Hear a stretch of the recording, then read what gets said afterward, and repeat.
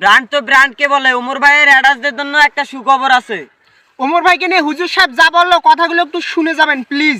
Facebook এবং YouTube এবং টিকটকের মধ্যে ভাইরাল একজন আছে যার নাম হলো ওমর। তার কথাগুলো যুবকেরা ফলো করে এবং শেয়ারও দেয়, কপি লিঙ্ক করে করে ফর ইউর মধ্যে নিয়ে যায়, ভাইরাল করে দেয়। আমি গতকালকে তার একটা ভিডিও দেখলাম, তার মায়ের মানে সে কেমন এটা আমি জানি না, তবে এই ভিডিও দেখার পরে আমি দেখলাম যে মা পাগল ছেলেটা চোখের পানি ফেলাইয়া মায়ের জন্য কান্দে। নেপালের পাহাড়ের সামনে দাঁড়াইয়া বলতেছে, আমার মা দুনিয়ার মধ্যে আমার সবচেয়ে বড় আপন। আমার মায়ের বিরুদ্ধে কথা বললে আমি কোনো আইনও মানি না, কাউরে আমি চিনি না, কারণ মায়ের মতো আপন আমার দুনিয়ার মধ্যে কেউ হতে পারে না।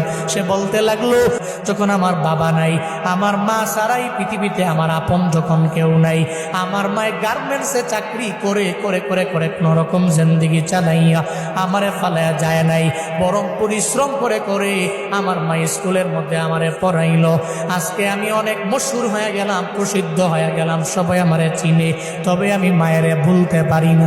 নেপালের পাহাড়ের সামনে দাঁড়াইয়া বলতে লাগলো, মা জীবনে কোনোদিন আপনারে আই লাভ ইউ মা বলা হয় নাই, আমি আপনারে ভালোবাসি, আমি আপনারে পছন্দ করি, এটা বলা হয় নাই।